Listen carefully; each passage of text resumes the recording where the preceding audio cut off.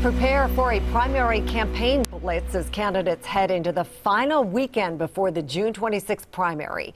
Political reporter Pat Warren tells us a record number of Marylanders have already voted. Pat? That's right, Mary. More than 250,000 ballots were cast during this early voting primary cycle. Now comes the big event.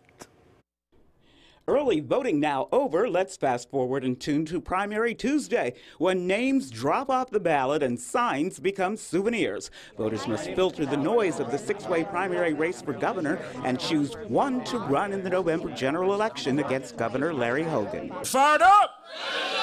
Fired up! We're fired up. We're going to change this date.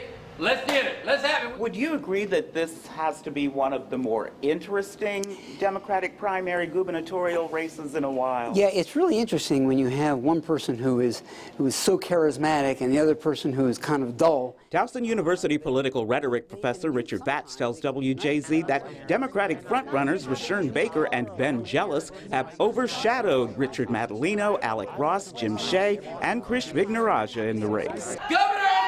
Maryland's most recent Democratic governor, Martin O'Malley, is campaigning for Baker, whom Vatz characterizes as dull but effective. He says Ben Jealous is charismatic.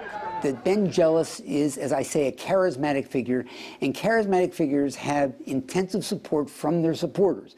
Sometimes they find it difficult to expand that support. Rashern Baker is not a charismatic candidate, but he's a very smart candidate. He knows the issues. And if he gets into a debate with Larry Hogan, you're likely not to have a lot of people who watch that debate, but you're likely to have a friendly exchange of points of view. The question remains, which candidate of the six can rally all the support they would need not only to win Tuesday, but defeat Larry Hogan in November.